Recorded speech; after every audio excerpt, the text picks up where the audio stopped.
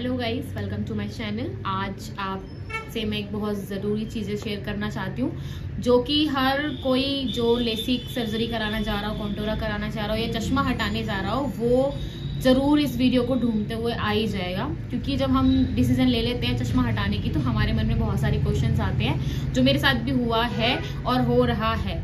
और मैं आपको इस वाली वीडियो में एम्स में मैं गई, मैंने क्या क्या चीज़ों को फेस किया और क्या क्या प्रॉब्लम्स आई और क्या अच्छा लगा, मैं वो सब आपके साथ शेयर करने वाली हूँ। तो गाइज, सबसे पहले मैं 8 जनवरी 2024 को दिल्ली एम्स गई। वहाँ से मैंने ऑफलाइन अपॉइंटमेंट ली। जैसे ऑनलाइन लेते तो जल्दी काम होता है, ऑफलाइन गई, वहाँ कार्ड बनवाया और मेरा प्रोसेस थोड़ा जल्दी हो गया था क्योंकि थोड़ी सी जान पहचान थी, तो मैं उनके थ्रू गई थी। तो 8 जनवरी को जब मैं गई, वहाँ पे मैंने कार्ड बनवाया। सबसे पहले वो लोग एक अपनी अलग यूनिट में भेजते हैं, तो वहाँ मैंने अपनी जो पावर है, चश्मा नंबर है जो चश्मे का, वो चेक करवाया और ये फॉर्मेलिटी हुई वहाँ पे। वहाँ पता चला मेरा चश्मा क्या है, नंबर क्या है और मैं क्यों करवाना चाहती हूँ, उन्होंने मेरे से पूछा। तो बहुत सारे रीज़न होते हैं, सबके पर्सनल भी होते हैं, कोई कॉस्मेटिक भी कराना चाहता है और किसी कोई जॉब की रिगार्डिंग भी कराना चाहते हैं, वो आपसे पूछते हैं। फिर वहाँ पे कॉलम होता है, वो उस पर टिक कर देते हैं। तो मेरा तो ये था कि कॉस्मेटिक ही है एक तरीके से, क्योंकि मेरा ऐसे 100% नहीं है कि मुझे हटवाना ही था या हटवाना ही है। मैं अपनी मर्जी से हटवाना चाह रही थी क्योंकि मुझे 10 साल से भी ज़्यादा हो चुके चश्मा पहनते हुए और मैं बोर हो गई थी चश्मे से। तो मैंने सोचा एक बार ट्राई कर लिया जाए, अगर सब कुछ अच्छा रहेगा तो मैं करा लूँगी। जब तक मेरे मन में ये था 50-50, ठीक है, होगा तो ठीक है, नहीं होगा तो ठीक है। इससे क्या होगा कि मेरी आइज़ की जो हेल्थ है अंदर से, वो भी पता चल जाएगी। तो मैं चली गई वहाँ पे। उसके बाद मेरी आइज़ टेस्ट हुई, वहाँ पता चला कि जो मैं चश्मा वेयर करती हूँ वह एक्यूरेट नंबर का पहनती हूँ या नहीं। तो वहाँ पे मेरा 1 साल से स्टेबल था लगभग, तो पता चला मुझे कि मैंने बिल्कुल एग्जैक्ट पहन रखा है चश्मा, ठीक है, जो मुझे ज़रूरत है। उसके बाद उन्होंने मुझे 102 रूम नंबर में भेजा। वहाँ पर मेरे बहुत सारे टेस्ट हुए, जो अगर हम बाहर से कराते हैं तो कम से कम एक टेस्ट की कीमत 2 से 2,500 रुपये होती है। तो वहाँ पे कम से कम 2-3 टेस्ट हुए, जिसमें मेरी जो आई की कॉर्निया होती है उसकी थिकनेस वगैरह पता चलती है कि कितनी थिकनेस है, मैं किसके लिए एलिजिबल हूँ, किसके लिए नहीं हूँ। तो वो सब चेक हुआ। उसके बाद उन्होंने मुझे बोला अब आप नीचे जाओ और आइज़ को डाइल्यूट करा के आओ, जिससे क्या होगा, जो मेरी कॉर्निया है वो फैल जाएगी और जब हम फंडस करेंगे तो पता चल जाएगा कि क्या दिक्कत है, क्या नहीं है, लेयर कैसी है। तो मैं वहाँ से 102 से नीचे फ्लोर में गई। वहाँ पे एक अलग से डिपार्टमेंट बना रखा है जो सिर्फ डाइल्यूट वाले पेशेंट्स के लिए ही होता है। आपको वहाँ जाना है और आपको किसी से कुछ नहीं बोलना, बस सिस्टर से बोलना है, दवाई के लिए भेजा, दवाई डालने के लिए। तो सिस्टर आपको बिठा देती है वहाँ पे और बहुत अच्छा स्टाफ था, जैसे मोस्टली गवर्नमेंट में होता है, बहुत रूड होता है, ऐसा कुछ नहीं था वहाँ का। मुझे सबसे अच्छा यही लगा, वहाँ के डॉक्टर, सिस्टर्स, यहाँ तक कि एक सिक्योरिटी गार्ड भी बहुत अच्छे से बिहेव करते हैं आपके साथ में। तो वहाँ गई मैं, सिस्टर ने मेरी आइज़ को 2 से 3 बार डाइल्यूट किया, मतलब ड्रॉप डाली। तीसरी बार में उन्होंने मुझे बोला बेटा आपका आइज़ का प्रोसेस हो चुका है, आप जाओ, जिस डॉक्टर ने आपको भेजा है यहाँ पर आप वहाँ जाकर दिखा दो। फिर मैं वहाँ गई 102 में, थोड़ी देर वेट किया, फिर मेरा नाम लिया उन्होंने, फिर मुझे अंदर बुलाया। तो उन्होंने मुझे साइड में एक 115 नंबर कमरा है, वहाँ पे एक मैम थी, सीनियर SR लग रही थी मुझे वो।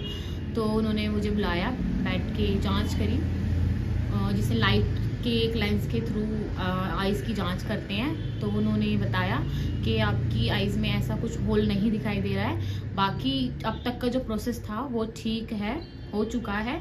अब आप 1 वीक बाद आओगे तो बाकी जो आपके टेस्ट हुए उनकी रिपोर्ट के हिसाब से हम आपको बताएंगे कि आपको क्या कराना चाहिए, क्या नहीं कराना चाहिए, ठीक है। फिर उन्होंने मेरा कार्ड जमा कर लिया और जो मेरे OPD कार्ड बनाए थे 2, वो मुझे उन्होंने वापस दे दिए। उसके बाद उन्होंने मुझे बुलाया 1 हफ्ते बाद। फिर मैं 1 हफ्ते बाद गई वहाँ पे, काउंटर से मैंने अपना कार्ड लिया और वहाँ पे ऐसा कोई झंझट नहीं है कि आप पर्ची लो, फिर उस पर स्टैंप लगवाओ, डेट डलवाओ, फिर आप जाओगे, ऐसा कुछ नहीं है। वहाँ काउंटर बना हुआ स्पेशल लेसिक सर्जरी वालों का, वहाँ से आप अपना कार्ड बोल दो कि हाँ हम आ गए, वो बोलते हैं ठीक है आप जाओ, हम आपका कार्ड आगे भिजवा देंगे। वहाँ से आवाज़ लगाते हैं। तो फिर मैम के पास गई, मैम ने फिर मेरी आइज़ चेक करी, बोली अच्छा ठीक है आप अपना कार्ड वहाँ रख दो। उन्होंने मुझे कुछ नहीं बताया, बस आइज़ चेक करी, बस यूँ बोला ठीक है ओके आप यहाँ कार्ड रख दो और आपका जब नाम लेंगे आपको बुलाया जाएगा, हमारे सीनियर सर हैं वो आपकी सारी रिपोर्ट्स को स्टडी करेंगे, उसके बाद डिसाइड होगा आपको क्या कराना चाहिए और तभी आपको लेसिक की डेट दी जाएगी। या फिर कॉन्टोरा विजन, जो भी आप कराना चाहो उसकी डेट दी जाएगी। तो ठीक है जी, हम चले गए बाहर 115 से। फिर कम से कम मैंने 1-1.5 घंटा वेट किया, क्योंकि मेरे जैसे और भी बहुत सारे बच्चे थे, सबको उन्हें देखना था। तो उन्होंने सबके कार्ड जमा करा लिए।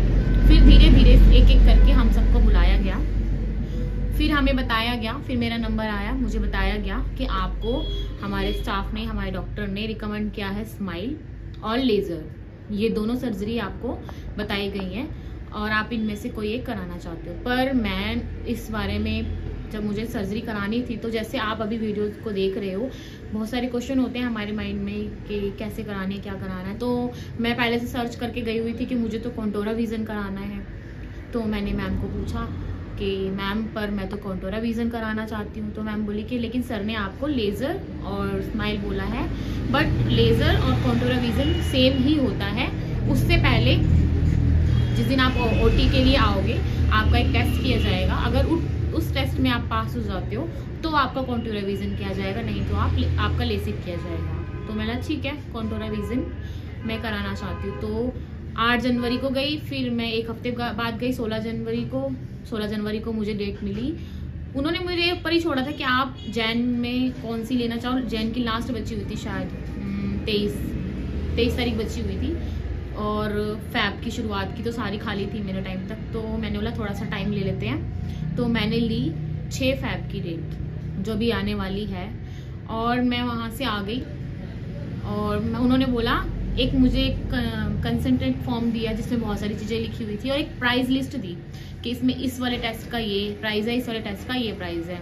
अब मेरे को जो उन्होंने दी थी उसमें था स्माइल और लेसिक, कॉन्टोरा तो उसमें मेंशन ही नहीं था।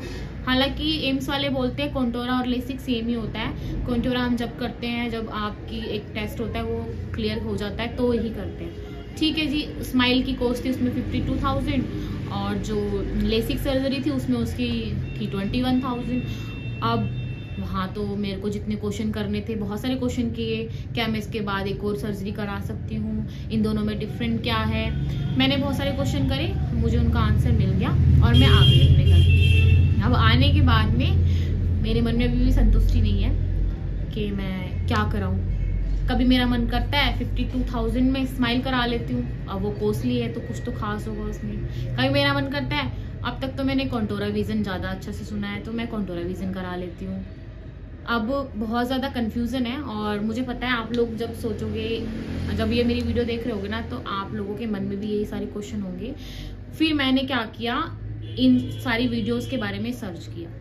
अब मैं बहुत टाइम से i7 वाले डॉक्टर राहिल चौधरी को फॉलो करती आ रही हूँ, और मैं चाहती भी थी कि मैं अपनी सर्जरी उनसे ही कराऊँ, बट हर चीज़ पॉसिबल नहीं होती ना। पैसा भी कहीं ना कहीं मैटर करता है, और कहीं ना कहीं क्वालिटी भी मैटर करती है। तो मैंने सोचा कि क्यों ना एक बार एम्स में ट्राई किया जाए।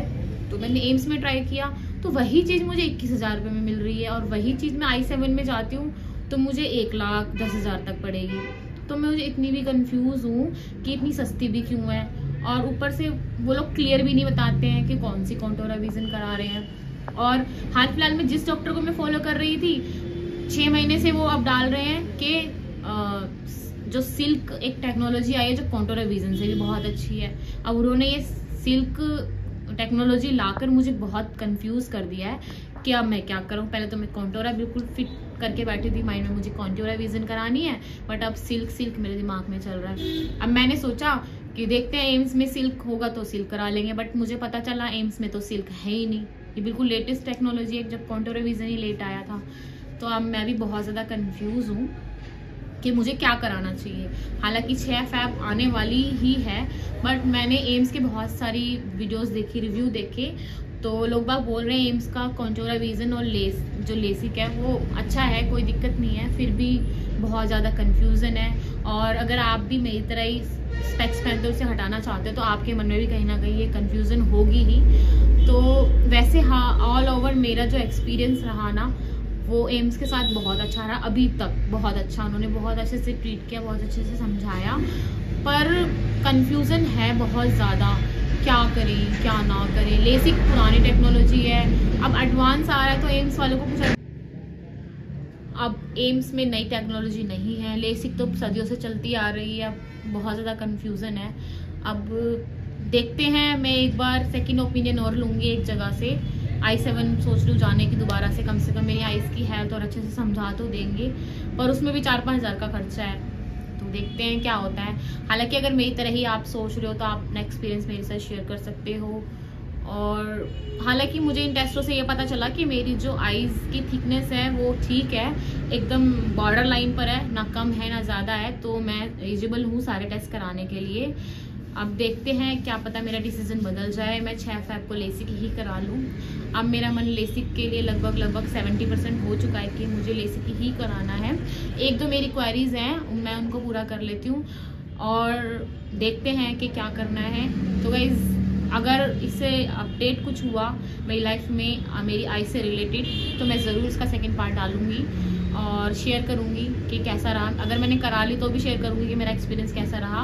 और मैंने अगर ये डिसीजन ले लिया कि मुझे नहीं कराना है, तो उसका भी कोई ना कोई कारण होगा कि मैं क्यों नहीं करा रही हूँ। क्योंकि देखो, ये आइज़ हैं, मैं इनके साथ खिलवाड़ नहीं करना चाहती हूँ। हमारे शरीर के और दूसरे हिस्से रिपेयर हो जाएंगे, पर शायद आइज़ कभी रिपेयर ना हो पाए, तो इसलिए मैं अभी थोड़ा सा अपने आप को टाइम दे रही हूँ सोचने के लिए, ताकि मैं और भी क्वेरीज हैं उनको कर सकूँ और अपना माइंड सेट कर सकूँ।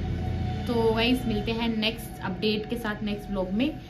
तो जब तक के लिए बाय बाय।